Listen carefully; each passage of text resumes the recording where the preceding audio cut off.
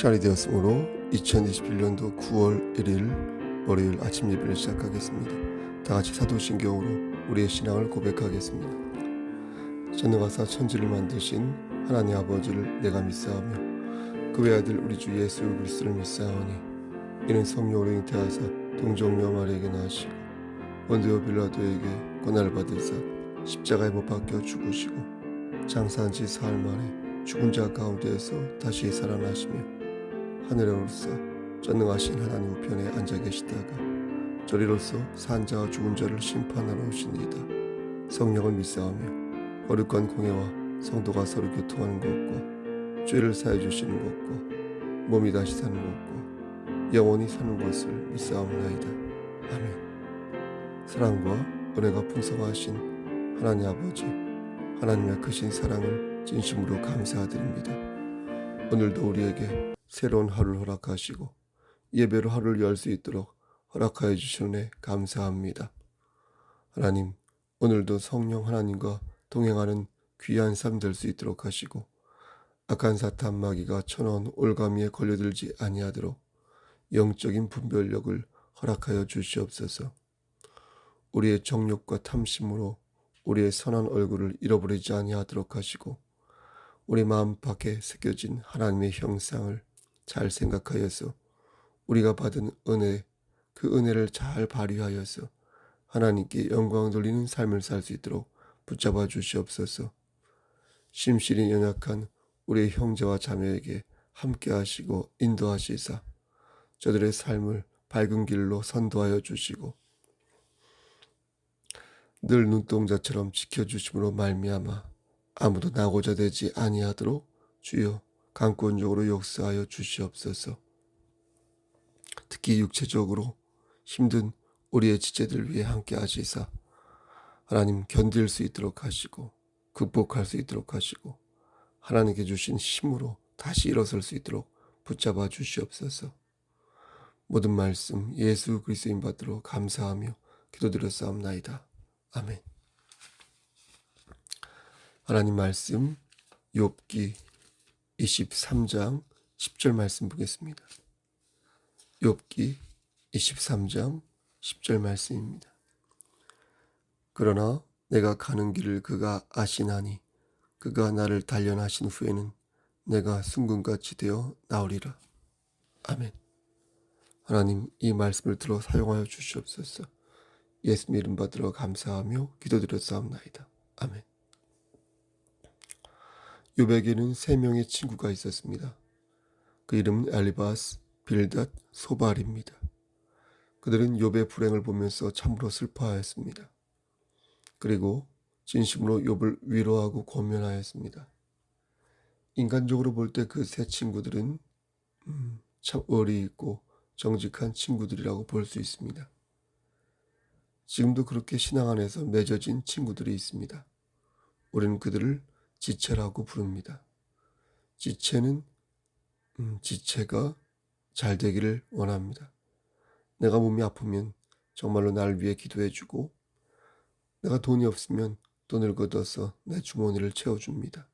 인간적으로 볼 때 참 고마운 사람들이라고 말할 수 있습니다. 하지만 신앙적으로 볼 때는 조금 결이 다를 수 있습니다. 왜냐하면 기독교에서 말하는 신앙이란 사람 중심이 아니라 하나님 중심에서 생각해야 할 문제이기 때문입니다. 그러니까 신앙이란 무언가를 판단하려고 할 때 내 이성과 논리보다는 하나님의 뜻을 먼저 생각해야 하는 것입니다. 그게 바로 기독교에서 말하는 신앙입니다. 세상 사람들이 볼 때는 왜 그렇게 됐는지 납득이 가지 않습니다. 교회를 다니는 사람들 사이에서도 납득이 안 갈 때가 많습니다. 그래서 엘리바스와 빌닷과 소발도 욥의 고난을 보면서 네가 고난을 받는 이유는 네가 하나님 앞에서 죄를 지었기 때문에 그런 것이다 라고 말했던 것입니다. 특히 친구 중에서 제일 나이가 많았던 엘리바스는 3번의 권면을 통해 욥의 고난이 죄로 인하여 생겨났다고 질책하면서 욥기 4장 그리고 22장 말씀을 보면 욥에게 하나님과 화해할 것을 촉구합니다. 다시 말해서 이 고통을 네가 끝내고 싶다면 너의 죄를 회개하라는 것이었습니다. 네가 지금 이 모양 이 꼴이 된 이유가 네가 그동안 숱하게 죄를 지어서 그런 것이니 너는 빨리 회개해서 하나님의 화를 풀어드리라는 것입니다. 하지만 다시 말씀드리지만 이것은 신앙적인 발언이 아니겠습니다. 우린 누구를 정죄할 권한이 없기 때문입니다. 저도 그렇고 여러분도 그렇습니다. 우린 누구를 단정하고 능욕할 권한이 없습니다. 하나님 외에는 그 어느 누구도 그의 신앙적 순수성을 단정하거나 정죄할 수 없습니다. 물론 의심할 수는 있습니다. 그가 정말 알곡인지 저울질하면서 그를 매의 눈으로 볼 수는 있습니다. 우리에게 자유의지가 있고 또 교회를 바르게 세워보고자 하는 마음이 있는데 이 정도도 하지 못하면 그는 아예 아무것도 하지 말라는 것입니다. 그래서 목사는 이것을 목양이라고 말합니다. 성도는 이것을 성도의 권면이라고 말합니다. 우리가 어느 정도 의심해 볼 수 있고 어느 정도 그의 믿음의 분량을 확인해 보거나 물어볼 수는 있습니다. 하지만 단정할 수는 없다는 것입니다. 그래서 그의 심판을 정죄하거나 그의 종말을 호언하여 함부로 그의 멸망을 말할 수 없다는 것입니다. 제가 자주 말씀드리는 것이지만 그 사람이 알곡인지 아니면 쭉쟁이인지는 추수 때에 하나님께서 보내신 추수꾼이 누구를 뽑아가는 그때에 알 수 있는 것입니다. 예전에 한창 인기가 많았던 가수 윤형주 가수가 있었습니다. 이 윤형주 가수는 장로님인데 봉사도 하고 선교도 하면서 나름 좋은 이미지를 가지고 있었습니다. 그런데 사기 혐의로 피소됐다는 기사가 있었고 여러 가지 논쟁 중에 그것이 어느 정도 사실로 밝혀졌습니다. 안 좋은 일로 신앙인이 세간에 오르내리고 있는 사실을 보면서 같은 신앙인으로서 너무나 안타까웠습니다. 그런데 그 중심에는 돈이 있었습니다. 그놈의 돈 때문에 그런 문제가 발생한 것입니다. 그걸 보면서 저도 정말로 조심해야겠다라는 생각을 한 번 더 하게 되었습니다. 어찌됐든 간에 그런 모습들을 보면서 우리가 우리 자신을 돌아봐야 하는 것이지 욥이나 윤영주 장로나 그들을 정죄해서는 아니 된다는 것입니다. 그가 어떻게 될지는 오직 하나님만이 아시고 하나님만이 판단하실 문제이기에 세상 법으로는 어떻게 될지 모르겠으나 신앙 안에서는 엘리바스와 두 친구들처럼 욥을 정죄하는 것은 옳지 않다는 것입니다. 그럼 그렇게 하였을 때 그들은 어떻게 되는 것일까? 욥을 정죄하였으니 그들은 심판을 받는 것일까요? 그렇지는 않습니다. 그들이 욥을 모함한 것도 아니고 욥의 처지가 딱해서 선한 뜻으로 말한 것인데 자비로우신 하나님께서 그걸 가지고 그들을 치실 리는 만무합니다. 그러면 어떻게 하셨는가요? 믿는 자가 믿는 자에게 잘못을 하였을 때 하나님은 어떻게 하시는가요? 욥기 42장 7절에서 9절 말씀을 보면 하나님이 어떻게 하셨는지를 알 수 있습니다. 또 우리가 이러한 경험을 했을 때 어떻게 돌파해서 나아가야 하는지 그 방법을 가르쳐 주십니다. 그 말씀을 한번 읽어보겠습니다. 42장 7절에서 9절 말씀입니다. 여호와께서 욥에게 이 말씀을 하신 후에 대만 사람 엘리바스에게 이르시되 내가 너와 내 두 친구에게 노하나니 이는 너희가 나를 가리켜 말한 것이 내 종 욥의 말같이 정당하지 못함이니라. 그러니 너희는 수송아지 7과 수양 7을 취하여 내 종 욥에게 가서 너희를 위하여 번제를 드리라. 내 종 욥이 너희를 위하여 기도할 것인즉 내가 그를 기쁘게 받으리니 너희의 우매한 대로 너희에게 갚지 아니하리라. 이는 너희가 나를 가리켜 말한 것이 내 종 욥의 말같이 정당하지 못함이니라. 이에 대만 사람 엘리바스와 수아 사람 빌닷과 나마 사람 소발이 가서 여호와께서 자기들에게 명하신 대로 행하니라. 여호와께서 욥을 기쁘게 받으셨더라. 여러분, 지금 하나님께서는 욥을 억울하게 몰아세운 그들의 잘못을 꾸중하시면서 용서의 의미로 번제를 명령하신 것입니다. 여기에서 우리가 생각해야 할 것이 하나 있습니다. 우리가 하나님께 예물을 드릴 때 보통 감사해서 드리는 경우가 많습니다. 솔로몬이 1000번제를 드린 것처럼 감사하는 마음으로 하나님께 예물을 드립니다. 또 하나님을 의지하는 마음으로 고백하듯 예물을 드릴 때가 있습니다. 나의 모든 것이 주님께 달려 있으니 나를 지켜달라는 마음으로 하나님께 예물을 드리는 것입니다. 그런데 그거 말고 하나가 더 있는데 그게 바로 용서의 예물이라는 것입니다. 나와 형제와의 관계에 있어서 내가 잘못한 것이 있을 때 용서를 바라는 마음으로 하나님께 예물을 드리는 것입니다. 그럼 목사님, 그 예물이 꼭 돈이어야 합니까? 여러분, 그렇지 않습니다. 여기서 중요한 것은 관계의 회복인 것이지 물질 자체가 아닙니다. 물질은 관계를 회복하는 데 있어서 자연스럽게 나오는 표현 방식 중에 하나일 뿐, 그 이상도 그 이하도 아닙니다. 그게 장미꽃이든, 그게 송아지든, 그게 현금이든, 그게 나의 마음이든, 그것을 어떤 표현하는 과정에서 하나의 방법을 정할 수 있습니다. 이것을 좀 더 자세하게 말씀드리면 이렇습니다. 그동안 욥의 친구들은 교만했습니다. 하나님의 뜻을 생각하지 않고 자기들 마음대로 욥을 정죄하였습니다. 하나님은 그것을 보시고 너희가 그렇게 한 것이 잘못이라고 말씀하시며 그들에게 번제를 드리라고 명령하셨습니다. 그런데 놀라운 것은 그 중간에 욥을 세우셨다는 것입니다. 8절 중간에 보면 내 종 욥이 너희를 위하여 기도할 것이다 라고 말씀하는 대목이 있죠. 그렇죠? 이 말씀의 뜻은 욥이 하나님과 친구들 사이에서 중재 역할을 한다는 것입니다. 중재 역할, 가교 역할. 그런데 재미있는 것은 욥이 중재자인과 동시에 피해자라는 것입니다. 이렇게 되면 욥은 자연스럽게 친구들과 화해를 하면서 동시에 제사장이 되어 하나님께 자비를 구하는 자가 되는 것입니다. 그러니까 하나님께서는 그것을 염두에 두시고 이러한 계획을 세우신 것입니다. 친구들이 욥에게 화해를 할 수 있고 욥을 통하여 하나님께 용서를 빌 수 있도록 그러한 장치를 마련해 주신 것입니다.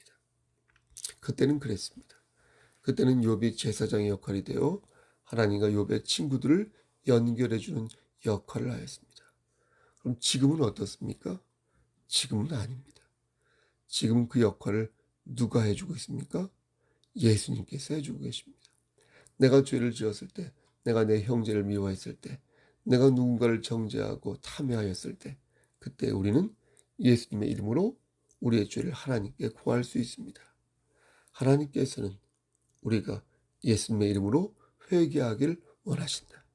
고개를 빳빳이 들고 나는 잘못한 게 없으니 억울합니다 라고 말하지 않고 하나님 앞에서 자복하여 회개하기를 원하십니다. 우리가 하는 자복은 자백하여 복종하는 것입니다. 예? 일본의 사무라이인가요? 그 사람들이 자신의 배를 베어내리며 창자를 흘려보내는 그런 할복이 아닙니다. 여러분, 신앙인의 자복은요, 잘 들으세요. 죽는 것이 아니라 사는 것이라는 거예요. 왜요? 신앙인의 자복은 나를 의지하는 것에서부터 하나님을 의지하는 것으로 바뀌는 것이기에. 그래서 죽는 게 아니라 사는 것이다. 나를 죽여도 예수가 나를 살릴 것이므로 우리는 예수님의 은혜로 우리의 죄를 회개하여서 다시 사는 것입니다.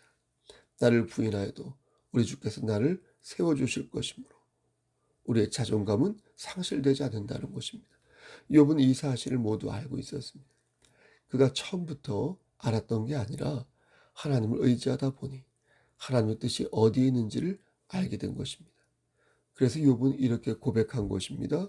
오늘 본 말씀에서 어떻게 고백합니까?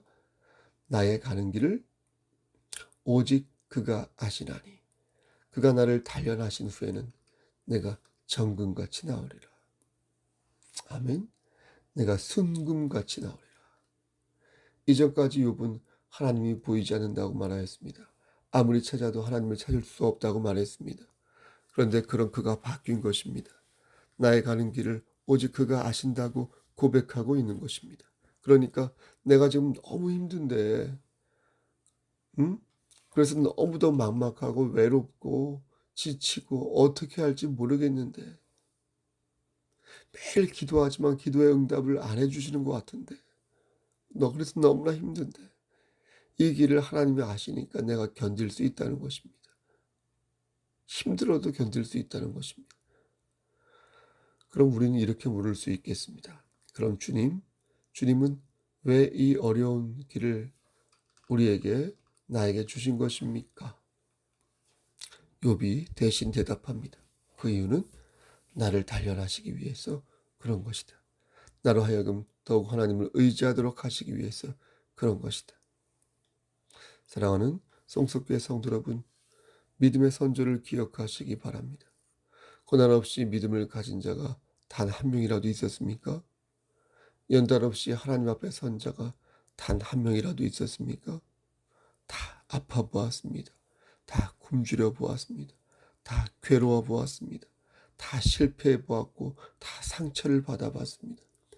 젊은 나이에 열심히 신앙생활을 하는 사람을 보면 그 속에 얼마나 많은 사연과 간증이 있는지 모릅니다.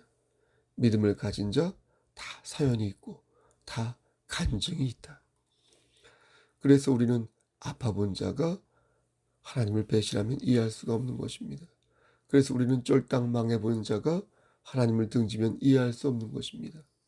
어떻게 저렇게 하나님을 배신할 수 있을까? 어떻게 저렇게 신앙이 식어서 하나님을 등질 수 있을까? 혹시 넘어졌다가 하나님의 은혜로 일어섰기에 다시 그렇게 일어서려는 것일까? 단정할 수는 없으나 우리는 이런 사람을 보면서 세 가지를 추론해 보는 것입니다. 첫째, 지금 그는 다른 것을 의지하고 있겠구나. 그의 중심에 하나님이 채워져 있었는데 그렇지 않다면 분명 그 구멍을 메꿀 무언가가 있을 터인데 그 공복을 채울 무언가가 있을 터인데 그게 바로 어둠이겠구나. 둘째, 지금 그는 하나님의 공의를 간과하고 있구나. 하나님의 사랑만 생각하고 하나님께서 내리실 징벌은 생각하고 있지 않구나. 마지막으로 셋째, 그는 진실한 동역자가 없구나. 그런 진실한 친구가 없나 보구나. 그를 진심으로 사랑하는 진정한 지체요 교회가 없나 보구나. 욥은 확신하였습니다. 나를 단련하신 후에는 내가 순금같이 정금같이 나오리라. 연단받은 금처럼 군대 갔다 온 젊은이처럼 아기를 낳은 어머니처럼 역경을 딛고 굳세게 일어난 의지의 한국인처럼 하나님께서 자신을 강하게 만들어 주실 것이라고 욥은 믿었습니다. 사랑하는 성도 여러분, 그러므로 저는 이 말씀에 입각하여 오늘도 여러분들에게 권면하는 것입니다. 여러분, 하나님이 여러분과 함께 하심을 끝까지 믿으시기를 바랍니다. 우리는 혼자가 아닙니다. 우리에게는 우리의 삶을 감독하시는 하나님이 계시고 우리가 진정 잘 되기를 바라는 믿음의 동역자들이 있습니다. 여러분, 순금같이 정금같이 견디어 내시기를 소원합니다. 순금같이 일어서시기를 소원합니다. 하나님의 가호가 오늘도 여러분과 함께 하시기를 우리를 죄에서 구속하여 주신 주 예수 그리스도의 받들어 감사하며 간절히 축원합니다. 아멘. 이제는 우리를 죄에서 구속하여 주신 우리 구주 예수 그리스도의 은혜와 아버지 하나님의 만극하신 그 사랑하심과 성령 하나님의 교통하시고 인도하시는 모든 역사하심이 내가 가는 길을 그가 하시나니 그가 나를 단련하신 후에는 연단하신 후에는 내가 순금같이 정금같이 되어 나오리라 고백하는 여기 모인 성도와 그들의 가정과 이 제단과 이 나라 위에 하나님의 사랑하심이 세세토록 함께 계실지어다. 아멘. 9월 1일 예배를 마쳤습니다. 9월 첫째 날인데 너무나 죄송하게도 늦잠을 자고 말았습니다. 여러분 죄송하고요. 오늘 하루도 주 안에서 승리하시길 소원합니다. 어제 마감일이라서 좀 늦게 잤더니 그렇게 되었습니다. 여러분 무슨 일 있으면 연락 주십시오. 힘찬 그리고 평안한 하루 되십시오. 샬롬.